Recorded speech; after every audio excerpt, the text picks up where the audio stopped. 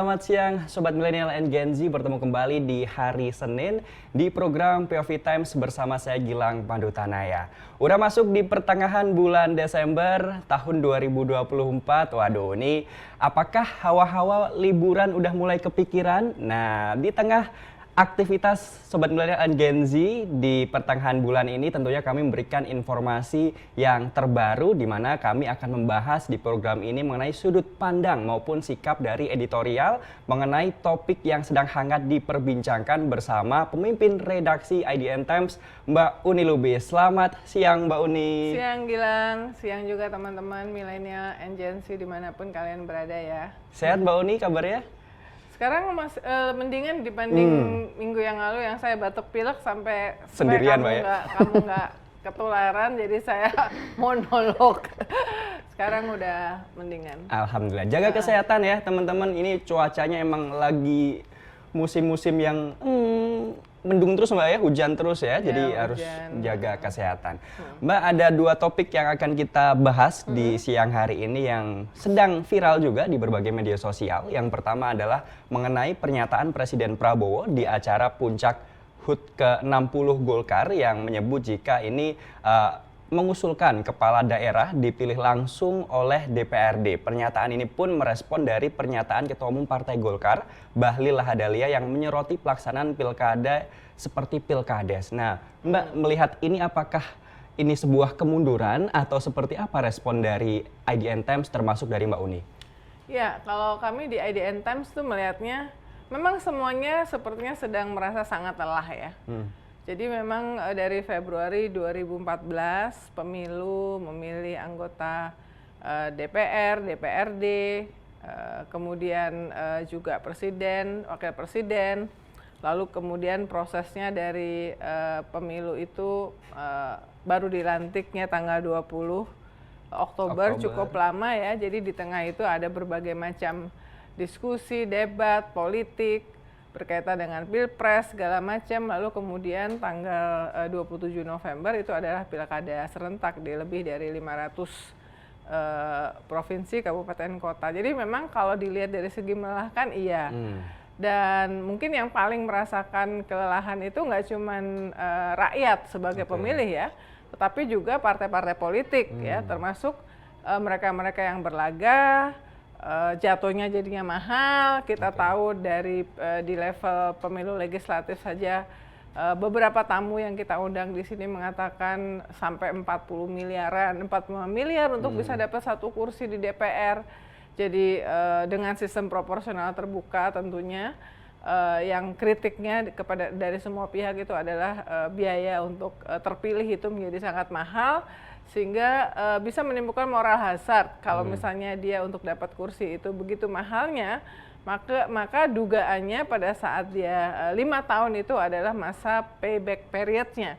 Jadi bagaimana dia bisa mendapatkan pengembalian. Nah itu kemudian menyebabkan moral hazard untuk melakukan penyalahgunaan kewenangannya ya, lewat karena memang mahal. Nah, pilkada serentak ini kan juga ya itu dianggap buat mereka yang terlibat langsung, terutama parpol-parpol dan politisi atau kandidat, yang merasa sangat melelahkan juga karena sesudah mereka harus menyukseskan pilihan partainya untuk mendukung di Pilpres 2024, sekarang mereka mengalami pilkada. Jadi dari sisi itu kami di IDN Times itu menangkap suasana kebatinannya, termasuk dari Presiden Prabowo ya, yang pasti sangat lelah karena dia adalah bagian dari kandidat. Jadi Gerindra ini kerjanya pasti berat untuk menggolkan capresnya, lalu kemudian sekarang kemarin melakukan pilkada. Nah, kelelahan kemudian sumber daya yang habis-habisan itu memicu usulan revisi pelaksanaan sistem pemilihan kepala daerah, nggak usah langsung ke rakyat karena katanya mungkin lebih mahal, lebih efisien kalau dipilih oleh DPRD. Nah jadi gini, menurut kami di IDN Times ini nggak bisa serta-merta kemudian ujuk-ujuk langsung berubah. Ya, satu sama seperti yang dikatakan oleh ahli pemilu ya, Mbak Titi Anggraini, sebetulnya sudah ada putusan konstitusi yang mengatakan bahwa nggak bisa seujuk-ujuk mengubah sistem seperti itu, meskipun kalau di DPR misalnya di voting sekarang mungkin apa yang disampaikan oleh Pak gitu Prabowo itu bisa disetujui karena ada 470 kursi dari mayoritas partai politik kecuali PDIP ya, itu yang mendukung pemerintahan Presiden Prabowo. Tetapi satu, apakah memang akan lebih efisien ya? Apakah itu nanti juga mengubah transaksi politik yang melibatkan uang itu justru ke tempat-tempat yang lebih tertutup. Kalau sekarang semuanya mengatakan bahwa oke, 3 hari terakhir pokoknya harus ada serangan fajar apa segala macam ya, politik uang di situ yang diterima oleh rakyat, pemilih ya.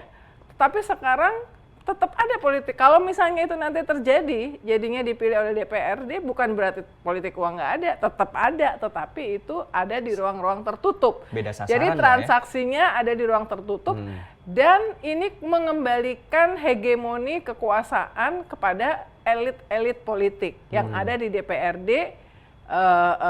Wani-pironya itu tetap ada, tetapi nanti di kelompok yang lebih sedikit, yaitu di DPRD. Nah, jadi satu, pertanyaannya apakah akan lebih efisien dari segi keuangan ya. Kemudian kedua, ini kembali seperti di era Orde Baru sebelum reformasi ya. Karena sebetulnya salah satu yang dinikmati oleh rakyat Indonesia dan sebetulnya itu dinikmati oleh orang-orang yang sekarang ada di partai politik itu adalah bahwa mereka mendapatkan kesempatan yang hampir sama dengan semuanya, bisa dipilih oleh rakyat secara langsung, bahwa kemudian sistem politik kita di dalam partai apalagi ya, penegakan hukum kurang, kemudian elit politik masih luar biasa berkuasa, menyebabkan kemudian bahwa biaya politik itu menjadi mahal, itu iya. Dan menurut kita di IDN ini yang harusnya lebih urgent untuk diperbaiki ya. Sekarang udah ada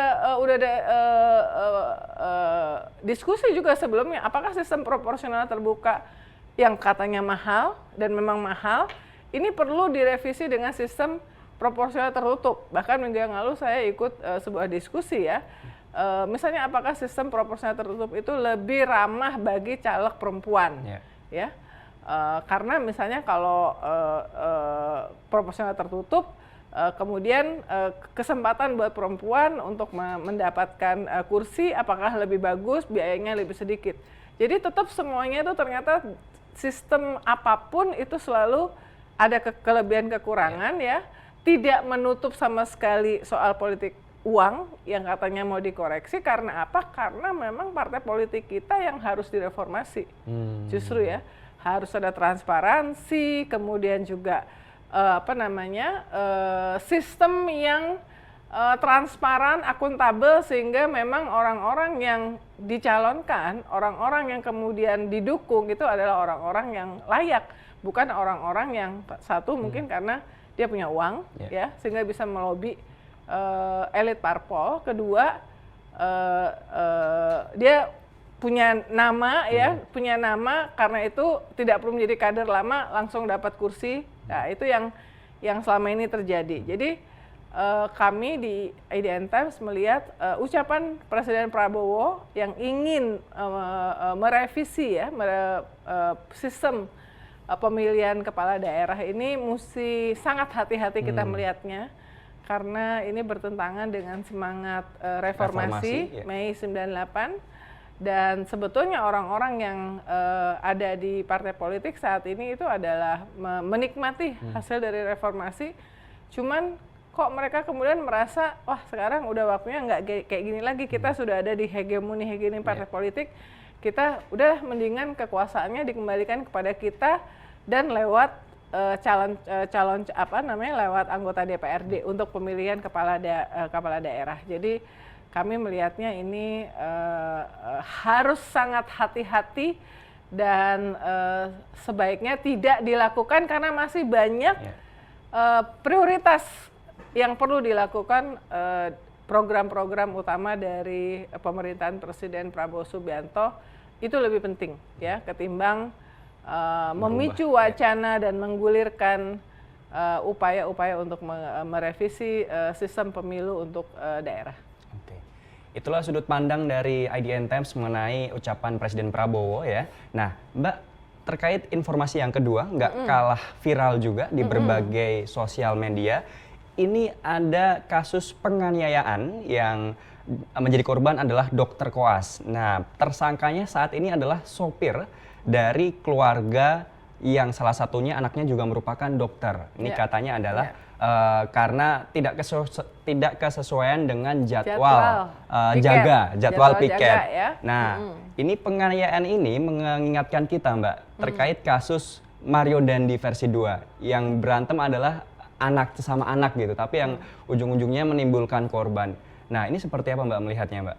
Satu ya, semua tindak kekerasan tentu kita menolak ya. Tidak boleh ada kekerasan atas alasan apapun, dan ini alangkah menyedihkannya karena ini terjadi di sebuah institusi kesehatan ya, di rumah sakit. Kalau dari yang kita baca dan kita liput adalah orang tuanya langsung datang intervensi ke rumah sakit dan protes atas jadwal jaga yang akan dialami oleh anaknya yang sedang koas. Nah, ini yang menurut saya orang tuanya nggak paham profesi yang dipilih oleh anaknya. Ini adalah profesi yang membutuhkan kesiagaan setiap saat, apalagi nanti kalau sudah benar-benar jadi dokter ya. Kan nggak mungkin dong terus ujuk-ujuk mau liburan, request jadwal karena yang lain juga harusnya request yang sama. Kalau semuanya dipenuhin jadinya nanti nggak ada yang mau piket ya. Itu satu. Tapi kemudian memicu tindakan kekerasan ini kan menunjukkan arogansi ya, arogansi, kesewenang-wenangan, kemudian mentang-mentang ya, mestinya menurut saya orang tua dan si anak yang jadi koas ini harusnya malu ya, karena sekarang jadinya viral. Karena sekarang kan no viral, no justice. No justice, semua ya, disorot. Apalagi kalau itu melibatkan orang yang diduga memiliki power, meskipun mungkin powernya di level daerah ya, orang kaya, kemudian orang dengan posisi, dan kemudian kan akhirnya ujung-ujungnya kemudian dibongkar tentang, kamu tadi menyebut kasus Mario Dandi, anak, kemudian harta kekayaan bapaknya itu dibuka, bagaimana kemudian bapaknya ternyata memang melakukan penyimpangan pada posisinya ya sebagai pejabat di pajak. Ini juga sedang dicari-cari nih. Jadi awalnya seperti itu dan kemudian ujungnya adalah dibongkar tentang bagaimana background seluruh keluarganya ya. Ini yang dilakukan oleh netizen karena berpikir bahwa wah ini nggak benar. Nah, jadi maksud saya kita ini mestinya belajar, semuanya belajar. Satu, bahwa kekerasan tidak bisa dibenarkan. Kedua, orang tua itu mestinya sudah tidak ikut campur dalam kegiatan anaknya ya, kecuali kalau memang anaknya mengalami kasus kekerasan juga gitu ya, bullying, mental health segala macam seperti yang dialami oleh dokter residen ya yang di Semarang. Tapi ini kan cuma jadwal piket dan memang harusnya seperti itu. Jangan kemudian membawa kayak semacam orang ini drivernya kemudian memukul dan malah dia dirugikan karena ternyata kemudian dibongkar bagaimana kinerja dari ayahnya. Mudah-mudahan ini, saya sih nggak yakin bahwa ini akan berakhir ya, maksudnya terakhir seperti ini, karena selalu masih ada orang-orang yang seperti itu. Jadi kalau merasa punya kekuasaan dikit aja langsung anggar jago gitu ya. Ya udah deh, gue berkuasa. Nah, ini berharap bahwa aparat polisi betul-betul menyeret ya pelaku kekerasan ini sampai ke pengadilan ya. Jadi nggak ada cincai-cincai. Kan kita juga baca dan memberitakan bahwa nanti dibayar ongkosnya, pengobatan apa segala macam. Ya nggak cukup, itu bukan soal bayar ongkos pengobatan juga ada bisa pakai BPJS kan, tetapi ini adalah soal tindakan yang tidak bisa dibenarkan. Ini semestinya jadwal yang harus bisa cukup didiskusikan Mbak ya, kalau jadwal piket Mbak ya. Ya, jadi kalau saya jadi kalau saya orang tua terus anak, mestinya malu, anaknya pun mestinya malu nih, harusnya anaknya tuh malu gitu kan. Karena Iya. cukup jadwal piket aja gitu Mbak. Ibarat kita kalau jurnalis juga di lapangan kalau misal kita Semuanya. jadwal piket semua Jadi ya. emang Banyak menjelang libur profesi. kayak gini, Iya. semua profesi itu memang harus pandai-pandai mengatur di dalam timnya untuk bergiliran, siapa yang bisa libur. Ini nggak cuman jurnalis, tapi dokter juga, yang koas juga, yang kerja di bank, yang bikin laporan di akhir tahun, semuanya ya. Jadi memang nggak perlulah orang tua ikut-ikutan seperti itu ya, apalagi kemudian membawa orang untuk melakukan kekerasan. Ujung-ujung kan dibongkar juga kan sama netizen. Itu dia ujung-ujungnya dibongkar juga ya. Mbak Uni terima kasih banyak, kita kawal terus informasi-informasi yang saat Banyak ini sekali ya. kasus sebetulnya Banyak ya, kita sekali pengen kasus Gama yang di Iya, Semarang itu juga kita tunggu karena belum ada titik terang juga. Polisi sudah mengubah pernyataannya ya, jadi ya polisi lagi banyak disorot ini. Karena lagi banyak kasus-kasus yang melibatkan polisi dan kita berharap bahwa ada perhatian dari Presiden Prabowo ke polisi. Jadi silahkan disimak terus Sobat Milenial and Gen Z, informasi terbarunya hanya di IDN Times. Silahkan install di aplikasi IDN App maupun subscribe dan juga follow di berbagai media sosial dari IDN Times. Mbak Uni terima kasih banyak, kita Sama-sama, bertemu di Gilang. POV Times selanjutnya. Sampai jumpa dan salam sehat selalu.